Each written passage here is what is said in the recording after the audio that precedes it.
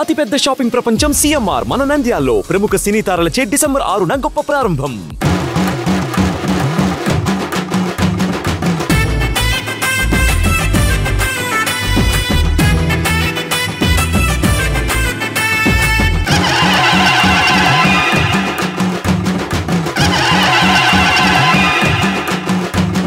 శరణమయ్యప్ప స్వామి శరణమయ్యప్ప శరణమయ్యప్ప స్వామి శరణమయ్యప్ప శరణమయ్యప్ప స్వామి శరణమయ్యప్ప శరణమయ్యప్ప స్వామి శరణమయ్యప్ప మోహిని తనయుడా మోహన స్వరూపుడా.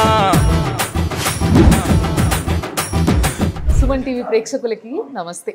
మరి ఇప్పుడు సీజన్ అంతా కూడా అయ్యప్ప స్వాములకు నడుస్తున్నది, మీ అందరికీ తెలుసు కదా. ఎంతోమంది భక్తులు అయ్యప్ప స్వామికి చాలా నిష్టగా దీక్ష చేసుకుంటా మాలలు వేసుకొని ఎన్నో పూజలు ఆచరిస్తున్నారు. ఎంతో పవిత్రమైన భూమిని తయారు చేస్తున్నారు ఈ భూమి మీద నడిచి కదా. అలాంటి సమయం ఇది. అలాంటి సమయంలో మన స్వామి గురించి మనము తెలుసుకుంటూ, ఆ స్వామికి చేసే పూజా విధానాల గురించి తెలుసుకుంటూ, అయ్యప్ప స్వాములు మాలేసుకుంటే చేయాల్సినవి ఏంటి, ఇవన్నీ విషయాలు తెలుసుకుంటూ ఇంకొక గొప్ప వ్యక్తి గురించి తెలుసుకోనికి మనం వచ్చినాం. ఈయన చాలా గొప్ప స్వామి, చాలా పేరుగల వ్యక్తి, ఎన్నో సంవత్సరాలుగా ఆ అయ్యప్ప స్వామికి సేవ చేసిన వ్యక్తి. ఎంతో అదృష్టం ఉండాలి నేను కలవాలంటే. సో అలాంటి వ్యక్తే ఈరోజు మన ముందున్నారు. ఆయన స్వయాన బ్రహ్మశ్రీ మురళి నంబూత్రి స్వామి. మరి ఆ స్వామిని కలిసి ఆ స్వామితో మాట్లాడి చాలా విషయాలు తెలుసుకోవడానికి నేను వచ్చేసిన. మీరు చూస్తూ ఉండండి. స్వామి నమస్తే. బాగున్నారా స్వామి? చాలా సంతోషం ఈరోజు మీరు మాకు సమయం ఇచ్చి ఈ విధంగా కలవడం అనేది మా అదృష్టంగా భావిస్తున్నాం. ఎందుకంటే ఈ స్వామి ఏదైతే ఇప్పుడు ప్రస్తుతం నేనున్న గుడి ఉందో, సోమాజిగూడలో అయ్యప్ప స్వామి గుడి ఇది. అంటే డెడికేటెడ్గా అయ్యప్ప స్వామికి మన దగ్గర హైదరాబాద్లో కొంచెం తక్కువ గుళ్ళు ఉన్నాయి. ఆ తక్కువ గుళ్ళల్లో ఇది చాలా ఫేమస్ టెంపుల్. ఇక్కడ ఎంతో మంది ప్రతి సంవత్సరం వచ్చి కొన్ని వేలాది మంది మాలలు వేసుకోవడం జరుగుతుంది. అది ఆ స్వామి చేతుల మీద. సో ఇక్కడ ఈ గుళ్ళ ఆ అయ్యప్ప స్వామికి దాదాపు ఒక 30 సంవత్సరాలు అయిందా స్వామి? 32 సంవత్సరాలుగా ఈ స్వామి ఇక్కడ అయ్యప్ప స్వామికి సేవించడమే కాకుండా శబరిమలలో సంవత్సరం పాటు ఆయన అక్కడ పంతులుగా ఆయన పూజా విధానం, సేవలు అన్నీ కూడా నిర్వర్తించడం జరిగింది. మరి ఆ ఎక్స్పీరియన్స్ ఏంది, అసలు అక్కడ ఆ స్వామికి శబరిమలలో ఉండి సేవ చేసుకోవాలంటే అంతటి భాగ్యం ఈ స్వామికి ఎట్లా దక్కింది, వేరే వాళ్ళు ఒకవేళ ప్రయత్నిస్తే ఏ విధంగా ప్రయత్నించాలి, ఈ విషయాన్ని కూడా మనం తెలుసుకుందాం. మరి స్వామి, మీ జర్నీ ముందుగా స్వామిని నమ్ముకొని ఎప్పుడు మొదలుపెట్టారు, ఏ వయసులో మొదలుపెట్టారు? స్వామి శరణం. మాళిగపురతమ్మ దేవిలోక మాతావే శరణం. స్వామి శరణం. ముందుగా తెలుగు రాష్ట్ర అయ్యప్ప భక్తులందరికీ, సుమన్ టీవీ ప్రేక్షకులందరికీ నమస్కారం, ప్రణామం. నేను చిన్న వయసులో కేరళలో గురువాయూర్ దగ్గరే ఒక చిన్న పల్లెటూరులో ఒక సంప్రదాయమైన ఒక ఫ్యామిలీలో పుట్టి పెరిగానమాట. చిన్న వయసులో అక్కడ నా ఉపనయనం, తర్వాత పూజా విధానం నేర్చుకోవడం, వేద పారాయణం నేర్చుకోవడం అవన్నీ జరిగింది. ఇది తర్వాత మా ఎడ్యుకేషన్ అయిపోయింది. 10th అయిపోయి ఇంటర్ అవుతూ ఉంటే ఇక్కడ హైదరాబాద్లో ఈ పంజగుట్ట ఏరియా అంటే సోమాజిగూడ ఏరియాలో ఒక విగ్రహ ప్రతిష్ఠ అవుతుందని, తప్పకుండా అక్కడికి రావాలి, మీరు ఒక్కసారి వచ్చిపోండి.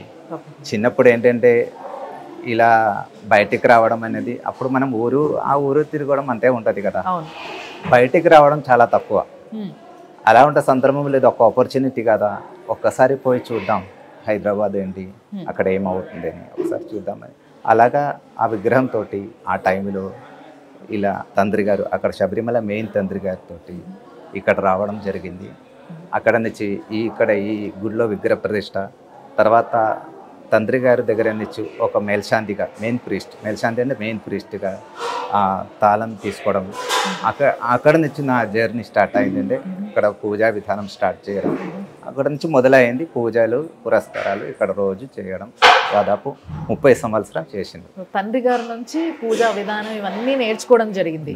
ఇక్కడ 32 సంవత్సరాలుగా సేవ చేయడం జరిగింది. మరి స్వామికి అక్కడ శబరిమలలో ఒక సంవత్సరమే ఇస్తారు. అక్కడ ఏంటంటే మేల్శాంతి అనేది ఒక పోస్ట్ ఉంటుంది. మేల్శాంతి అది ఏంటంటే కేరళ సంప్రదాయంగా, కేరళ నంబూదిరి బ్రాహ్మణులు వాళ్ళకు ఈ తాంత్రిక పూజ నేర్చుకున్న వాళ్ళు మినిమం ఒక 10 సంవత్సరం నుంచి 15 సంవత్సరం మేజర్ టెంపుల్లో పూజ చేసే ఎక్స్పీరియన్స్ ఉండే వాళ్ళకి ఈ ఛాన్స్ దొరుకుతుంది అనమాట. అంటే అక్కడ తాంత్రిక పద్ధతిలో పూజ జరుగుతుంది. అది ఇది ఆ తాంత్రిక పద్ధతి కేరళ సంప్రదాయంలో పూజ అవుతుంది. అక్కడ వేరెవరకు ఛాన్స్ రాదు. సో అక్కడ మీరు ఒక సంవత్సరం ఉండడం అంటే ఈ మేల్శాంతి సెలక్షన్ అయిపోతే సంవత్సరం అక్కడే ఉండి పూజ చేయాలి. అది ధర్మం అక్కడ. అంటే అప్పుడు మీకు కలిగిన ఎక్స్పీరియన్స్ ఏంటి, మీరు ఏం చెప్తారు? అక్కడ ఎక్స్పీరియన్స్ అదొక అద్భుతమైన ఎక్స్పీరియన్స్. అంటే అది పవిత్రమైన భూమి, అంత పెద్ద అడవే కదా. ఆ అడవి లోపల ఎంత సముద్రం నుంచి దాదాపు 2000 feet పైన ఉంటుంది కదా ఆ ఏరియా అంతా. అక్కడ ఉండి స్వామివారి దగ్గర ఉండి ఈ 365 రోజులు ఒక సంవత్సరం మొత్తం దీక్షతోటి పూజ చేయడం అదొక అద్భుతం. అది ఎక్కడికి పోకూడదు, ఏం చేయకూడదు. స్వామి దగ్గర ఉండి గుడి మూసినా తెరిచినా అక్కడే ఉండి పూజ చేస్తూ ఉంటే అంటే మూసే టైంలో గుడి తెరవరు, బయటే మనం మా పారాయణాలు పూజలు మనకు ఏమేమి ఉండో మనలో అదన్నీ చేస్తూ ఉండవచ్చు తప్పకుండా. చాలా మంది భక్తులు చెప్తా ఉంటారు శబరిమలై ఆ శబరి కొండ పైన చిరుతపులి రూపంలో పులి రూపంలో స్వామి తిరుగుతూ ఉంటాడు, ఆ కొండని కాస్తూ ఉంటాడు అని చెప్పేసి చాలా మంది అంటూ ఉంటారు. మీరేమంటారు దీని గురించి? తప్పకుండా పులిలు ఉంటే ఊరే అది. నేను కూడా పులినే చాలా ఒకసారి చూసి అదృష్టం ఇచ్చారు. అంటే చాలా ఆ ఏరియాది పులిలు, ఏనుగు, తర్వాత ఈ జొన్నపోతులు ఇవన్నీ తిరుగుతూ ఉంటుంది అక్కడ. అడవి కాబట్టి పాంబులు, చాలా పాంబులు ఉంటుంది అక్కడ. మొత్తం అడవి అదే ఉంటుంది. కానీ అది మనకేం కాదు, అది వాడు ఊరు తిరుగుతూ ఉంటుంది. గుడి తెరిచే టైంలో ఇదేం కనపడదు. గుడి లోపల కూడా వస్తాయి. గుడి లోపలికి రాదండి. గుడి లోపల దాని బందోబస్తు ఉంది, రాకుండా చుట్టూ ఇది కట్టేశారు. అంటే లోపలికి రావడానికి లేదు. బయట మొత్తం అడవి కదా, అడవిలో ఇది తిరుగుతూ అన్నీ ఉంటుంది. ఏ సంవత్సరంలో ఒక సంవత్సరం అక్కడ ఉన్నారు స్వామి మీరు? ఏ సంవత్సరం అది? 2023. ఇప్పుడు ఈ 23 నవంబర్ నుంచి, అంటే ఒక కార్తీక మాసం నుంచి ఇంకో కార్తీక మాసం వరకు అది లెక్క. అంటే మొన్నే వచ్చారు? ఇప్పుడే నేను వచ్చి 5 రోజులు అయిందంటే శబరి నుంచి వచ్చి దాదాపు 5 రోజులు అయింది. మొత్తం ఆ భూమంతా తిరిగి ఆ స్వామికి సేవ చేసుకొని మీరు ఇట్లా రావడమే. ఎంతో మంది స్వాములు వచ్చి ఈ స్వామి కాళ్ళు మొక్కుతా ఉంటే నేను ఏంటో అనుకుంటున్నా, నాకు ఇప్పుడు అర్థమైంది. మీరు అలాంటి పుణ్యభూమిని మొత్తం అక్కడంతా నడయాడి తిరిగి పూజ చేసి సేవ చేసి ఆ స్వామిని పొద్దున రాత్రి అనే సమయ భేదం లేకుండా ఎప్పుడు తలుచుకుంటూ ఆయన చూసిన అదృష్టం మీ కళ్ళకుంది కాబట్టి మిమ్మల్ని చూస్తేనే చాలా మంది వస్తున్నారు గుడికి. స్వామి అయితే మీరు ఏ విధంగా అయితే అక్కడ స్వామికి సేవ చేసుకునే అదృష్టం మీకు దక్కిందో అదే విధంగా ఎంతో మంది స్వాములు నాకు కూడా ఈ అదృష్టం జీవితకాలంలో ఒక్క సంవత్సరం దక్కినా చాలు అనుకుంటారు.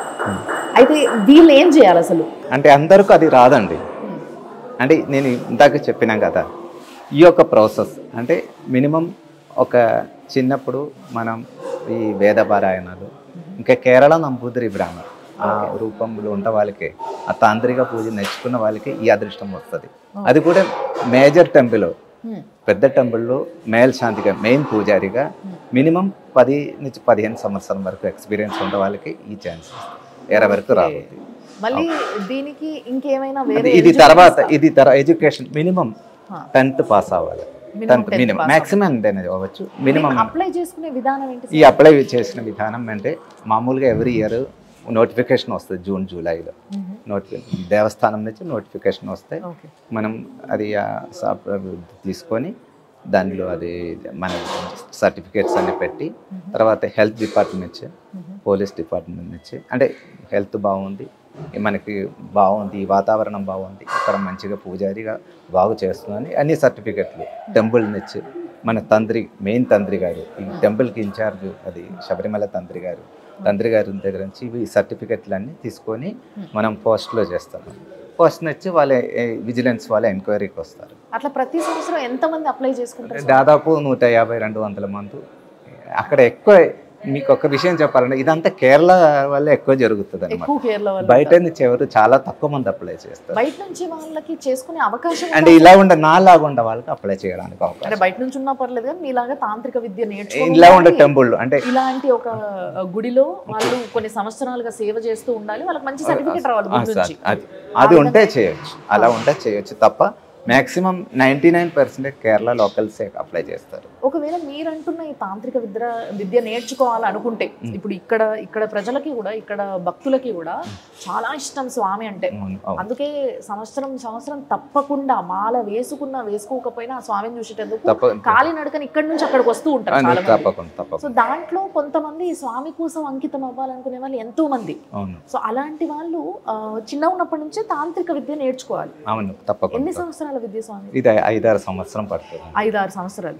ఇది ఏ ఏజ్ లో అయినా నేర్చుకోవచ్చు అంటే యాక్చువల్ మాకు అండి మా విధానంలో సిస్టంలో చిన్న వయసులో 9 years ఉన్నప్పుడు స్టార్ట్ చేసుకుంటారు.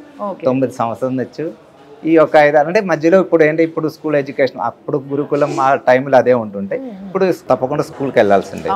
సో ఆ రూపంలో పొద్దునే సాయంత్రం ఈ పారాయణం నేర్పిస్తూ మిగతా టైంలో స్కూల్ పంపిస్తూ ఆ ఒక సిస్టంలో ఉన్నాం. ఇప్పుడైతే పూర్వం అయితే ఇది మొత్తం ఏంటంటే ఈ 4th తర్వాత స్కూల్ మానేపిస్తారు. మానేసినాక 7th మళ్ళీ ఈ 5-6 సంవత్సరం ఈ వేద పారాయణం నేర్చుకున్నాక 7th ఎగ్జామ్ 8th నుంచి మళ్ళీ కంటిన్యూ చేస్తుంటారు.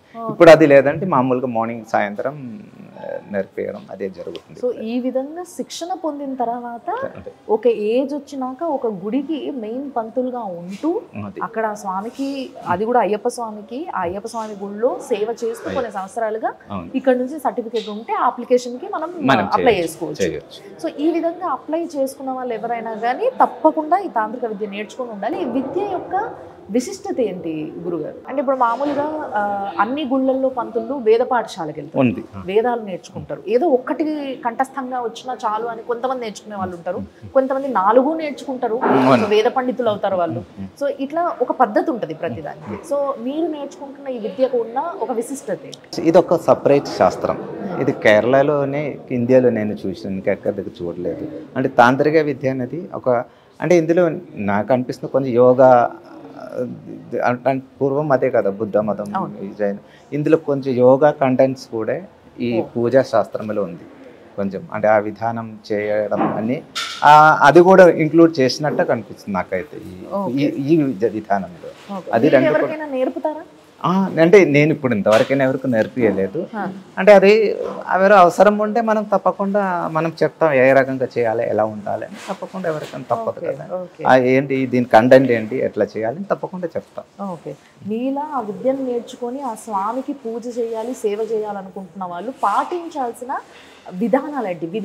విధానాలు అంటే సాత్వికంగా ఉండాలి. సాత్వికంగా ఉండడం అనేది 2-3 ఉంది అందరు. మనం శరీర శుద్ధి, మనశుద్ధి.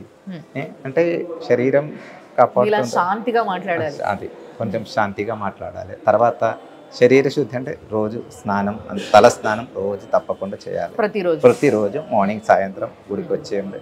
అంటే శరీర శుద్ధి అది. మానసికంగా అంటే మనం వచ్చే భక్తులతోటి, ఈ భక్తులే కదా, భక్తులకు భగవంతులకు మధ్యలో మనం ఈ పూజారి ఉంటాయి కదా, అప్పుడు ఈ భక్తులతోటి వాళ్ళు ఏది కావాలనే వాళ్ళు కొంచెం మంచిగా సంతోషంగా మాట్లాడి వాళ్ళ కోరికలు ఏంటి అడిగి అది భగవంతుడికి చెప్పడం, అది నా ధర్మం. అదే కదా, అది తప్పకుండా పాటిస్తూ ఉంటేనే ఈ విధానం ముందుకెళ్ళేది. అంతే కదా. తినే భోజనంలో ఉల్లిపాయ తినొచ్చా? అది తప్పకుండా తినకూడదు. ఏంటంటే సాత్విక భోజనం. అందుకే నేను అన్నా ఏంటి సాత్విక భోజనం అంటే ఉప్పు తక్కువ, కారం తక్కువ, ఇలా ఈ మసాలాలు అసలే లేదు. అలా ఉన్నప్పుడు ఏంటంటే శరీరంలో ఒక రకమైన ఒక ఎనర్జీ ఉంటుంది. మీరు ఇప్పుడు ఎన్ని సంవత్సరాల నుంచి తినలేదు అసలు? అది దాదాపు అప్పటి నుంచి అంతే అండి, చిన్న ఉన్నప్పటి నుంచి. అంటే మనకు ఆల్రెడీ అలవాటు అయిపోయినాం కదా, ఇంకా ఆటోమేటిక్ అదే నడుస్తుంది. పెళ్లి చేసుకోవచ్చా? అదేండి చేసుకో, అంటే వంశపారంపర్యం కావాలి. అంటే కేరళలో ఓన్లీ 1%. ఇదే పూజ చేయాలని మళ్ళీ ఇంకొక జనరేషన్ కావాలి కదా, అది వేరే. అందుకోసం తప్పకుండా పెళ్లి చేస్తుంటే ఏం కాదు, చేసుకోవచ్చు. అయితే అక్కడ మెయిన్ గుళ్ళో శబరిమలలో ఆ స్వామికి వంశపారపరంగా వస్తున్న పూజారులు వేరుంటారు, మీరు ఈ విధంగా సెలెక్ట్ అయ్యి వెళ్ళి ఒక సంవత్సరం పాటు పూజ చేయగలిగే అదృష్టం దక్కిన వాళ్ళు వేరే ఉంటారు. సపరేట్ అందరూ కలిసే చేస్తారు అక్కడ. ఎంతటి అదృష్టం నిజంగా. కాబట్టి ఈ ఇన్ఫర్మేషన్ చాలా మందికి తెలియదు. ఒకవేళ ఎవరికన్నా ఈ ఇన్ఫర్మేషన్ తెలుసుకోవాలి, కొంత నాకు ఇష్టం ఉంది, ఇది ఏదైనా నేర్చుకోవాలి అనుకుంటే ఆ స్వామిని కలిసి ఇంకొన్ని డీటెయిల్స్ కూడా తెలుసుకోవచ్చు మీరు. దాంట్లో ఎటువంటి ఆలోచన లేకుండా చాలా స్పష్టంగా చెప్పారు స్వామి వారు కూడా. సో స్వామి మామూలుగా ఇప్పుడు చాలా మంది ఇరుముడి కట్టడానికి ఇక్కడ కట్టించుకోవడానికి వస్తూ ఉంటారు. సో వీళ్ళకి ఆ విధానం ఏంటి? ఆ ఇరుముడిలో ఏమేమి పెడతారు, ఏమేమి సామాగ్రి ఉంటాయి, ఆ కట్టే విధానం ఏంటి, ఆ విధంగా కట్టడానికి దానికి ఒక విశిష్టత ఉంటుంది, అది ఏంటి? శబరి యాత్రలు ముఖ్యమైనది ఇరుముడి అనేది. ఇరుముడి ఎత్తుకొని వెళ్తేనే శబరి యాత్ర పూర్ణమయ్యేది. సో శబరి యాత్రలు ఇరుముడి కట్టడం 41 దినం దీక్ష తీసుకున్న తర్వాతనే ఇరుముడి కట్టాలి. ఓహో, ముందు దీక్ష తీసుకున్నప్పుడు కాదు, 41 దినం మనం అంటే ఒక మండల మాసం అంటే ఈ ముందు మీకు ఇంకొక విషయం చెప్పండి. ఆయుర్వేదం ట్రీట్మెంట్లో ఒక మండలం ఏది మెడిసిన్ ఏదైనా మందులు ఇస్తే 41 దినం మీరు వాడుకోండి అని అంటారు. అవును. అంటే 41 దినాలకు చాలా శ్రేష్టం చాలా ఎక్కువ ఉంది. ఈ 41 దినం మండలి ఈ కార్తీక మాసంలో మొదటి రోజు నుంచి 41 దినం దీక్ష చేసుకొని అక్కడ నుంచి ఆ 41 రోజు మనం వచ్చి ఏదో గుడికో లేకుంటే ఎక్కడో పవిత్రమైన ప్లేస్కి వెళ్ళి అక్కడ నుంచి ఇరుముడి కట్టుకొని స్వామివారు 18 మెట్లకి స్వామి దర్శనం చేస్తే తత్వమసి నీలోనే నేను ఉన్నాను ఆ ఒక సిద్ధాంతం అక్కడ. అంటే 41 దినాలు ఈ దీక్ష చేయగలిగిన వాళ్ళు మాత్రమే ఆ మెట్లెక్కే అవకాశం. అది యాక్చువల్ అది పద్ధతి శాస్త్రం. అది అంటే కొంతమంది 11 రోజులు అదేంటి యాక్చువల్ తప్పు అండి. పద్ధతి అనేది శాస్త్రం అనేది ఈ 41 దీక్ష తీసుకొని పవిత్రమైన మెట్లు ఎక్కేటప్పుడు ఇలాగనే ఉండాలి. తర్వాత ఇరుముడి అన్న వరకు ఇరుముడిలో ముందు నెయ్యి కొబ్బరికాయ మనసాల నెయ్యి మన నెయ్యి స్వామివారికి అభిషేకం చేసే నెయ్యి మనం టెంకాయలో పెట్టి ఇక్కడ నుంచి తీసుకెళ్తున్నమాట. ముందు కొంచెం బియ్యం ఉండదు. తర్వాత పూజా సామాగ్రిలు కొంచెం మనకు తమలపాకు ఒక్క కొంచెం అటుకులు బెల్లం అవన్నీ పూజ గురించి అక్కడ అంటే అడవి కదా అక్కడ అదే వాడతారు మామూలుగా. అంటే ఇంకా ఇలా ఉండదు వస్తువులు. వెనక పక్క మనకు కొంచెం బియ్యం కావాలంటే 1-2 టెంకాయలు మనం పెట్టొచ్చు, అది తప్పులేదు. అంటే ఇరుమిడి కట్టడం ఆ మాల వేసుకున్న స్వామి మాత్రమే చేయాలి, ఇంకెవరు చేయకూడదు. అంటే వాళ్ళకు ఒక గురుస్వామి లాగా ఎవరైనా ఉంటుంది కట్టేవాళ్ళు. అంటే యాక్చువల్ వాళ్ళే ఓన్ కట్టినట్టే, కానీ ఒక గురుస్వామి పక్కకుండి నేర్పిస్తారు, ఇది ఇట్లా చేయండి అది ఇట్లా చేయండి. ఒక అంటే సీనియర్ పర్సన్ ఆ స్వామి వాళ్ళకు అంటే ఇందుకు ముందు చాలా ఎక్స్పీరియన్స్ ఉండే వాళ్ళకు వచ్చి ఇలా ఈ రకంగా మీరు ఉడిబడి కట్టండి అని చెప్తాం. ఇంకొకటి చెప్పాలంటే చాలా పవిత్రమైన శబరి కొండ. ఆ కొండలు మీరు అందరూ దయచేసి ప్లాస్టిక్ వస్తువులు ఎక్కువ తీసుకెళ్లకుంటే అక్కడ వన్యజీవులకు చాలా ఈ రోజులు చిన్న రిక్వెస్ట్ మాది. ఎందుకంటే అక్కడ నేను చూసినది ఈ ప్లాస్టిక్ తోటి చాలా ఇబ్బంది అవుతుంది అక్కడ. అంటే వన్యజీవులు వాళ్ళు ఇవి తింటే వాళ్ళకు అరగక చాలా ఇబ్బంది అవుతుంది. అందుకని మ్యాక్సిమం ఆ అడవి కాపాడుతూ ఉండాలి మనం. దానికోసం ప్లాస్టిక్ వస్తువు మ్యాక్సిమం తీసుకెళ్లకుండా అవాయిడ్ చేస్తే చాలా మంచిది. తర్వాత ఏంటంటే ఏది అవసరం ఉండో ఆ వస్తువులే తీసుకెళ్ళాలి ఇరుముడిలో. ఈ మధ్యలో ఏంటంటే ఈ పన్నీరు అవన్నీ కరెక్ట్ లేదు, కలుషితమైనది వస్తుంది. అలా ఉండే వస్తువులు తీసుకెళ్లకుండా ఉండని నేను చెప్తాను. ఓకే, ఇప్పుడు ఒక్కసారి ఆ ఇరుముడి కట్టిన తర్వాత దాన్ని తలపైన పెట్టుకుంటే దించొద్దు అని స్వాములు ఇక్కడ నుంచి బయలుదేరుతూ ఉంటారు శబరిమలకి. సో అది ఆ పద్ధతి ఏంటి అసలు? దించొద్దా? దించకుండా అంత దూరం వెళ్ళలేం.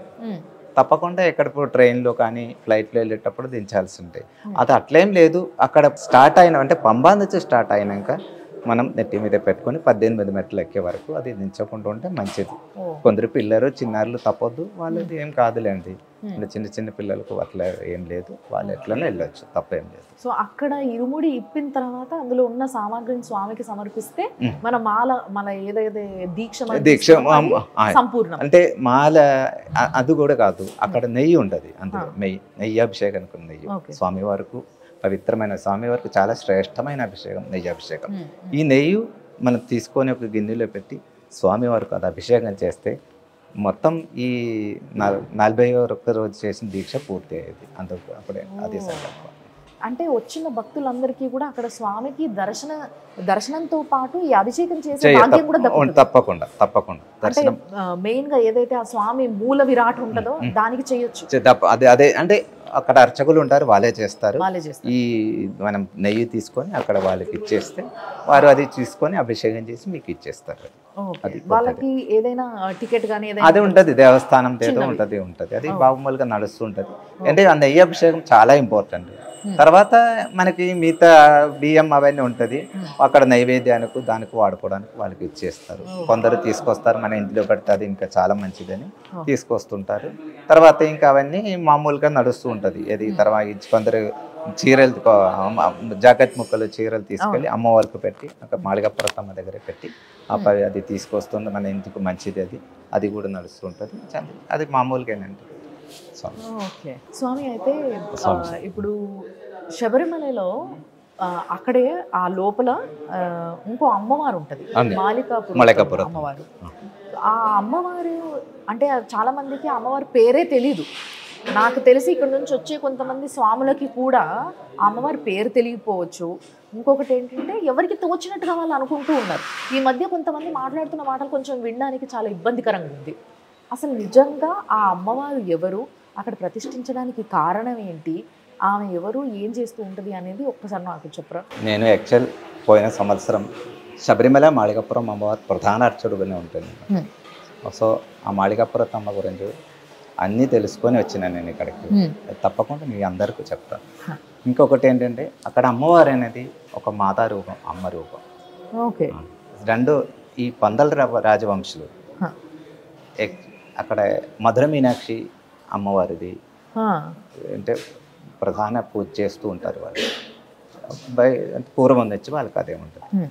వారు ఎక్కడ వెళ్ళినా అమ్మవారి విగ్రహం ప్రతిష్ఠిస్తుంది. ఎక్కడ ప్రతిష్ఠ చేస్తే అక్కడ అమ్మవారి విగ్రహం పక్కన ప్రతిష్ఠ చేసుకుంటారు.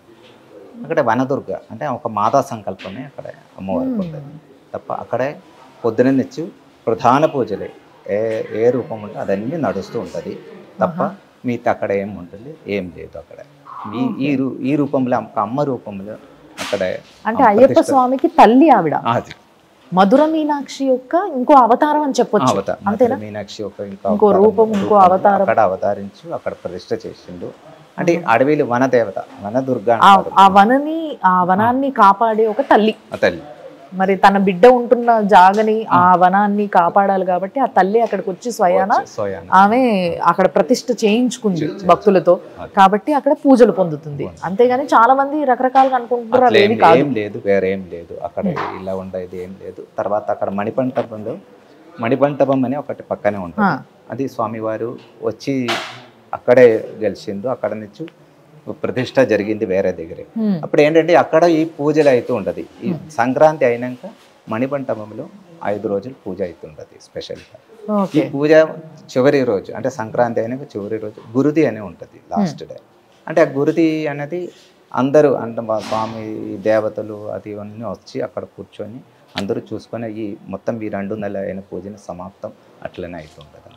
దానికోసం ఈ శరంగుత్తికి వెళ్ళి అక్కడ స్వామి ఈ చివరి రోజు అంటే 5వ రోజు బొద్దుకు ముందు 4వ రోజు అక్కడికి వెళ్ళి స్వామివారు ఇది ఉంటుంది, ప్రజలు వాళ్ళు ఉంటుంది కదా అప్పుడు వనదేవతలు వాళ్ళందరినీ పిలుచుకొచ్చి మీరందరూ రండి, అక్కడ గురుది అవుతుంటుంది. అందరు మధ్యంలో ఆ గుడి మూసేస్తారు. అది పద్ధతి. సో ఈ విధంగా పూజలు ఆ లోపల ఆ స్వామికి నిర్వర్తించడం జరుగుతుంది.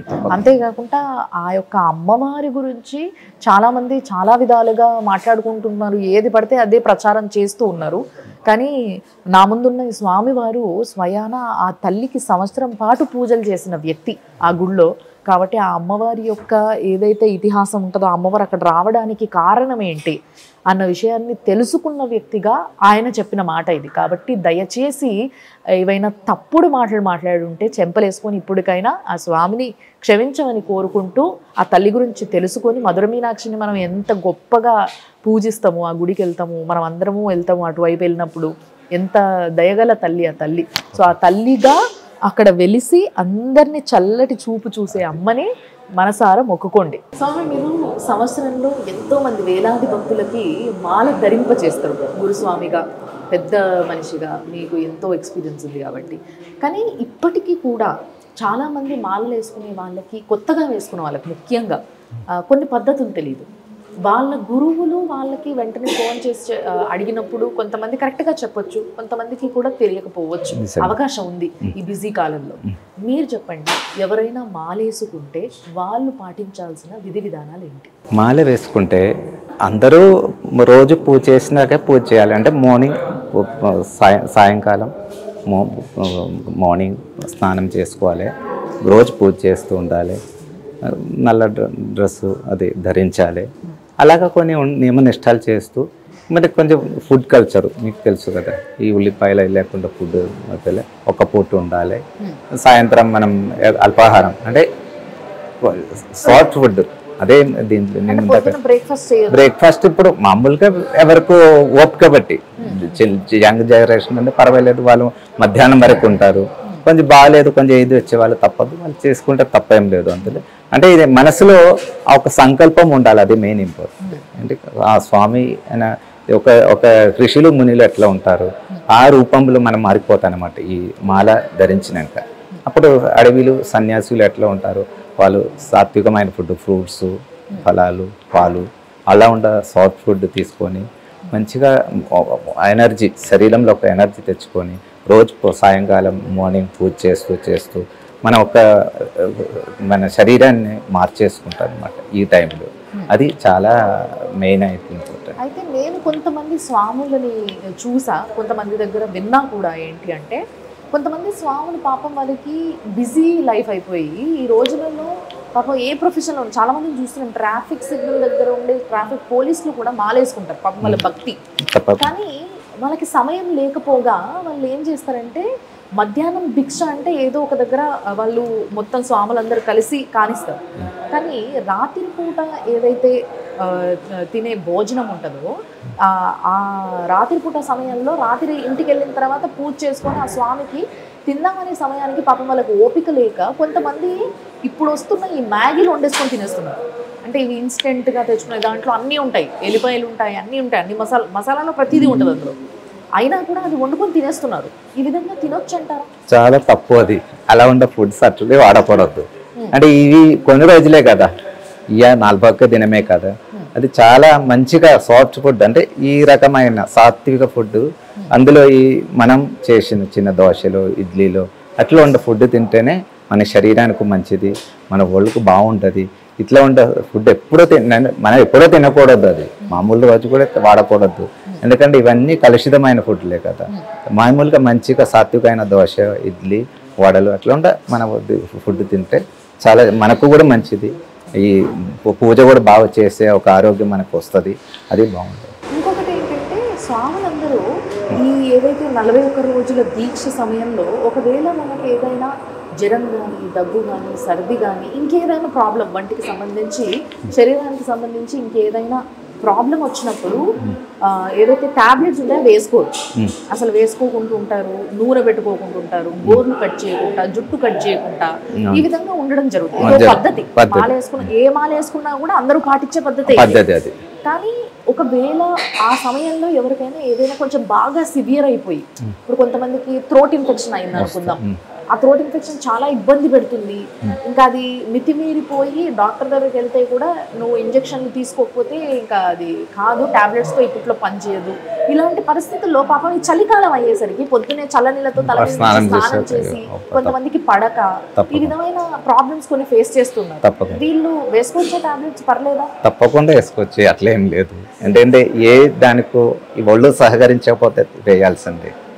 అది తప్పకుండా మన ఏంటంటే ఇది పూర్వం ఒక జనరేషన్ ముందు ఇదన్నీ ఓకే. ఇప్పుడు ఈ కలుషితం ఇక్కడ వాతావరణం అట్లా రకరకమైన చేంజ్ అవుతూ ఉంటుంది.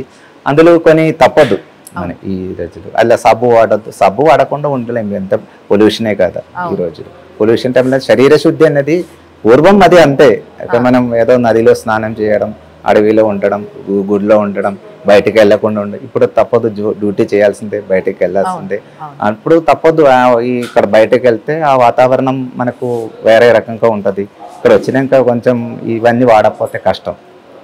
తప్పకుండా ఈ మధ్య నేను గమనించింది, ఒకవేళ ఆంజనేయ స్వామి మాలేసుకున్నా, వెంకటేశ్వర స్వామి మాలేసుకున్నా, ఆ శివుడి మాలేసుకున్నా, వేరే ఏ మాలలు వేసుకున్నా కూడా పెళ్ళైన వారు వారి యొక్క సంసార జీవనం కొనసాగించకపోయినా ఆ యొక్క ఇంటిలోనే, ఏ ఇంట్లో అయితే ఎప్పుడూ ఉంటారో వాళ్ళు భార్యతో, పిల్లలతో, తల్లిదండ్రులతో కలిసి ఆ ఇంట్లోనే ఉంటారు. కానీ అయ్యప్ప స్వామి మాలకు వచ్చేసరికి మాత్రము ఈ స్వాములందరూ వేరే ప్లేస్, ఒక ఇల్లు కానీ ఒక ఏదైనా రెంట్కి తీసుకొని, ఒక శుద్ధమైన ప్లేస్ని తీసుకొని అక్కడ ఉండడం జరుగుతుంది. ఒకవేళ కుదరని వాళ్ళు ఎవరైనా ఉంటే మరి ఇంట్లో ఉండొచ్చా? తప్పకుండా ఉండొచ్చు, అట్లేం లేదు. అంటే ఇట్లా ఏదో అందరూ కలిసి ఒక దగ్గర ఉంటే అది ఉండనివ్వండి, మంచిదే కదా, తప్పేం కాదు. తర్వాత ఏంటంటే కుదరకపోయిన వాళ్ళు ఇంట్లో పీఠం పెట్టుకొని కొంచెం జాగ్రత్త నియమనిష్టతో ఉండాలి, వేరేం లేదు. బ్రహ్మచర్యం పాటిస్తూ వాళ్ళ జాగ్రత్తలో వాళ్ళు ఉంటే సరిపోతుంది. చాలు, అంతే, వేరే ఏం లేదు, అంతే, వేరే అట్లా ఏం లేదు. పెళ్ళైన వాళ్ళు మాలేసుకోవడానికి కొంతమంది ఇబ్బంది పడుతూ ఉంటారు కాబట్టి వాళ్ళకి ఎలాంటి ఇబ్బంది లేకుండా మనసు శుద్ధిగా ఉంటే చాలు, అది అది శుద్ధంగా ఉంచుకొని వాళ్ళు బ్రహ్మచర్యం పాటిస్తే తప్పకుండా ఉంటే సరిపోతుంది. స్వామికి భక్తి అనేది ఇంపార్టెంట్. మనం పాటించే ఏవైతే నియమ నిష్టలు ఉన్నాయో అవన్నీ కూడా ఎంతవరకు మనం చేయగలుగుతాం అంతవరకు చేస్తూ మనము భక్తిని ఆయనకి ఇవ్వగలిగితే అంతకు మించి ఏమీ అవసరం లేదు అన్న విషయం ఇంత పెద్ద గురువే చెప్తున్నారు. ఇంకా ఏం కావాలి చెప్పండి. ఎంతోమంది స్వాములు ఏదైతే సోమాజిగూడ అయ్యప్ప స్వామి గుడికి నేను ఇప్పుడు వచ్చినో అదే గుడికి చాలామంది వస్తూ ఉంటారు. అసలు వేలాది మంది భక్తులు పడి పూజలు చేసుకుంటూ ఉంటారు, ఇక్కడ మాలేసుకుంటూ ఉంటారు, ఇక్కడ ఆడవాళ్ళు మగవాళ్ళు అందరూ వస్తారు ఇక్కడికి. మరి ఇంతమంది వచ్చే ఈ గుడికి పెద్ద పంతులుగా స్వామి ఉన్నారు కాబట్టి ఆ స్వామి చేసే సేవలు, మీరు చేసే సేవలు, మీరు చేసే పూజలు స్వామికి ఏమేమి ఉంటాయి స్వామి? గత 30 సంవత్సరాల నుంచి ఈ గుడి ఒకే రకంగా పూజ పురస్కారాలు నడుస్తుంటుంది. ఇలా చేసినందుకు నాకు అక్కడ మేల్శాంతిగా సెలెక్షన్ కావడం, అక్కడ ఒక సంవత్సరం పూజ చేసే అదృష్టం భగవంతుడు ఇచ్చారు మాకు. సో నేనేం చెప్తానంటే ఇక్కడ పొద్దునే ప్రభాత పూజలు, అభిషేకం, గణపతి హోమం, అమ్మవారి పూజ, భగవత్ సేవ ఇది రోజు జరుగుతూ ఉంటుంది. ఇక్కడ మార్నింగ్ 5:30కు గుడి తెరిస్తే తర్వాత రోజు అభిషేకం, రోజు హోమం జరుగుతుంటుంది. అలాగా శబరిలో ఏం పూజ పద్ధతిగా జరుగుతుంది అదే పద్ధతి, ఏం చేంజ్ లేకుండా అదే పద్ధతిలో అదే విధానములో ఇక్కడ రోజు జరుగుతుంటుంది. గత 30 సంవత్సరం రోజు నేను హరివరాసనం పాడి స్వామిని పడుకోబెట్టినందుకు నాకు ఇచ్చిన ఒక గిఫ్ట్ లాగా భావిస్తున్నాను. నేను ఈ యొక్క అయ్యప్ప స్వామి దగ్గర ఉండడం ఈ యొక్క అదృష్టం ఇచ్చింది. ఇప్పటికే నేను గత 30 సంవత్సరాలు నేను రోజు స్వామి వరకు హరివరాసం, సాయంత్రం హరివరాసనం అని ఉంటే స్వామివారి పడుకోబెట్టిన పాటు పాడి రోజు స్వామి గుడి మూయడం జరిగింది. దానికి ఇచ్చే ఒక అవకాశమే ఉండొచ్చు అని భావిస్తూ స్వామి. స్వామి మామూలుగా మీరు చెప్పేంత వరకు తాంత్రిక పద్ధతిలో పూజ చేస్తారు అయ్యప్ప స్వామికి అన్న విషయం నాకు తెలియదు. అయితే దీంట్లో భాగంగానే ఈ పడి పూజ అనేది చాలా డిఫరెంట్గా ఉంటుంది, చాలా అందంగా, చాలా అద్భుతంగా ఉంటుంది. ఆ స్వామి కదిలొస్తున్నాడేమో ఆ జ్యోతుల మధ్యలో నుంచి అన్నంత ఘనంగా ఉంటుంది. అలాంటి ఒక గొప్ప పూజ అది. కానీ ఆ పూజ కేవలం అయ్యప్ప స్వామికి మాత్రమే చేయడం చూస్తాం మనం. అసలు ఈ పడి పూజ విశిష్టత ఏంటి, ఎందుకు చేస్తారా సార్? ఈ మెట్ల 18 మెట్ల స్వామివారికే కదా, అది మెయిన్. ఈ 18 మెట్ల ఒక శాస్త్రం, అందుకని ప్రపంచంలో ఎక్కడే లేదు ఇలా ఉంటే ఒక పూజా విధానం. అంటే ఈ 18 మెట్లకి స్వామివారిని చూడడం అంటే ఈ 18 మెట్లకి ఎన్నో చాలా రకరకమైన శాస్త్రం ఉంది. అది దాని రకంగా ఈ 18 మెట్ల పూజ చేస్తేనే ఆ స్వామి పూజ అయినట్ట. మెట్ల పూజ చేసి స్వామివారి పూజ చేస్తేనే ఆ పూజ స్వామి అయ్యప్ప స్వామి దీక్షలు ఆ పూజ అయినట్టు. అదే తర్వాత ఇంకొకటి ఏంటంటే భోజనం, అంటే స్వామి అందరికీ భోజనం పెట్టడం అదొక శాస్త్రం. అంతే, ఎందుకంటే అది ముందు నుంచే అయ్యప్ప దీక్ష తీసుకున్నప్పుడు అందరూ 10 మందికి మనకు అయినంత వరకు, ఇంట్లో ఉండే వాళ్ళకు ఉండొచ్చు, లేకుంటే ఇద్దరికి ఉండొచ్చు, ఎంతో కొంత మనం ఇద్దరికి భోజనం పెట్టి వాళ్ళే సంతోషంగా పంపిస్తే అది మన ఇంటికి మంచిది, మన ఊరికి మంచిది. అది శాస్త్రం ముందు నుంచి ఉంటుంది. ఈ 18 మెట్లు ఎక్కడము, ఆ 18 మెట్లకు పూజ చేయడం అనే గొప్ప పద్ధతి. అంటే మనం కార్తీక మాసంలో దీపానికే పూజ చేస్తాం, మన దగ్గర ఇక్కడ తెలంగాణలో పువ్వులకే పూజ చేస్తారు. సో ఈ విధంగా ఇది కూడా ఒక గొప్ప పద్ధతి, మెట్లకు పూజ చేయడం. అంటే ఆ స్వామి ఆ 18 మెట్లెక్కి వెళ్ళి ఆ లోపల అక్కడ కూర్చొని దర్శనం ఇస్తున్నాడు కాబట్టి మనమందరం కూడా ఆ మెట్లెక్కి వెళ్తూ ఉంటాం ఎప్పుడైతే స్వాములు మాలేసుకొని వెళ్తారో ఆ స్వామి దర్శనం కోసం. ఆ మెట్ల యొక్క ఉద్దేశం ఏంటి అసలు? ఆ మెట్ల ద్వారా భక్తులకి ఏం చెప్దాం అనుకుంటున్నాం? అంటే 18 మెట్లు 18 వనదేవతలు, 18 దేవతలకు మనం పూజ చేస్తున్నట్టు. అది ఆ మెట్ల పూజ అనేది అదే జరుగుతుంది. ఆ 18 మెట్ల అంటే 18 కొండ 18 మెట్ల ఈ వనదేవ పూజ చేస్తూ స్వామివారు అక్కడ స్వామి రూపంలో అక్కడే కూర్చున్నాము. ఆ మెట్లకి ఒక్కొక్క దేవతని దండం పెట్టుకొని మొక్కి ఎక్కుకొని స్వామివారి పూజ చేస్తున్నాం. అంటే మనం చాలాసార్లు అమ్మవారికి పూజ చేసినప్పుడు ఆ చుట్టుపక్కల ఆవరణలో ఉండే అమ్మవార్లు చాలా మంది ఉంటారు. లలిత అమ్మకి పూజ చేయాలి అంటే ఆ ముందు ఆ చుట్టూ ఉన్న మిగతా అమ్మవార్లకి పూజ చేయాలి. ఆ అమ్మవార్లలో ఏ ఒక్క అమ్మవారి యొక్క అనుగ్రహం మన పైన ఉన్నా చాలు అనుకుంటారు అందరూ. అలాగనే అదే విధం ఇది స్వామికి 18 మందికి పూజ చేసిన తర్వాత వీళ్ళ పర్మిషన్ తీసుకుంటూ ఆయన దగ్గరికి వెళ్తా ఉన్నారు పూజ చేయడానికి. ఇది పద్ధతి. అది పద్ధతి. ఇంకొకటి ఏంటంటే శబరిమలలో ఏదైతే ఆ జ్యోతి గురించి ప్రతి సంవత్సరం ఒక వార్తగా చూస్తామో ఇప్పటికీ చాలా మందికి ఒక డౌటే అది. అంటే ఇప్పుడు ఈ కలికాలంలో కూడా జ్యోతి దానంతట అది ఆకాశంలో కనిపిస్తుంది, ఆకాశ జ్యోతి, లేకపోతే అది ఎవరైనా ముట్టిస్తారా, ఎవరైనా పైకి పంపిస్తారా దాన్ని అట్లా గాల్లోకి అనే ఒక డౌట్ చాలా మందిలో ఉంటుంది. భక్తులకే కాదు, చూసే వాళ్ళందరికీ కూడా, ఎంతో మందికి హిందువులకు ఉన్న డౌటే ఇది కూడా. అసలు దాని గురించి ఏం చెప్తారు? జ్యోతి అనేది పొన్నంబలమేడు స్వామివారి ఎదుర్కొంటే ఒక కొండ ఉంది, దాన్ని పొన్నంబలమేడు అంటాం.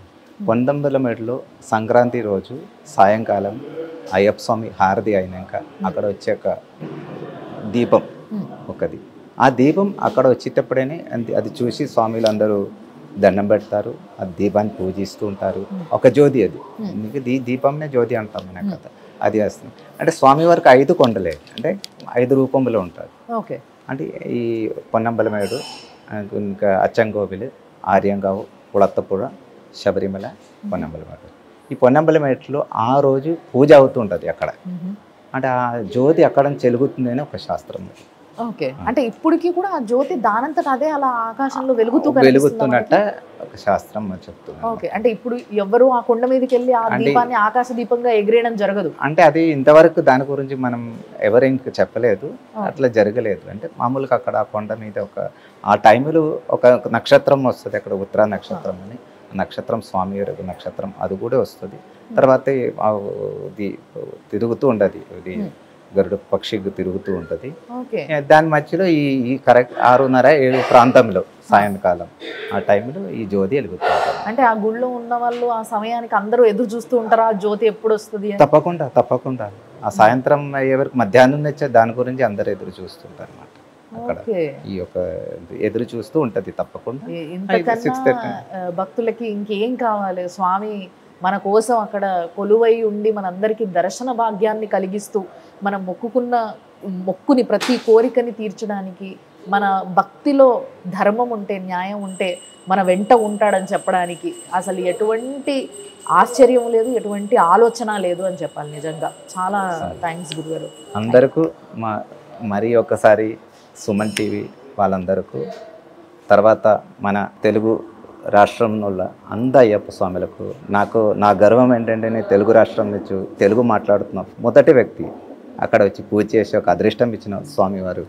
ఇందులో ఆ ఒక అదృష్టం మీ అందరికీ ఇస్తూ అందరూ మంచిగా ఉండాలి, అందరూ బాగుండాలి మనసా కోరుతూ ముగిస్తున్నాం. స్వామి శరణం అయ్యప్ప. స్వామి శరణం. స్వామి శరణం అయ్యప్ప.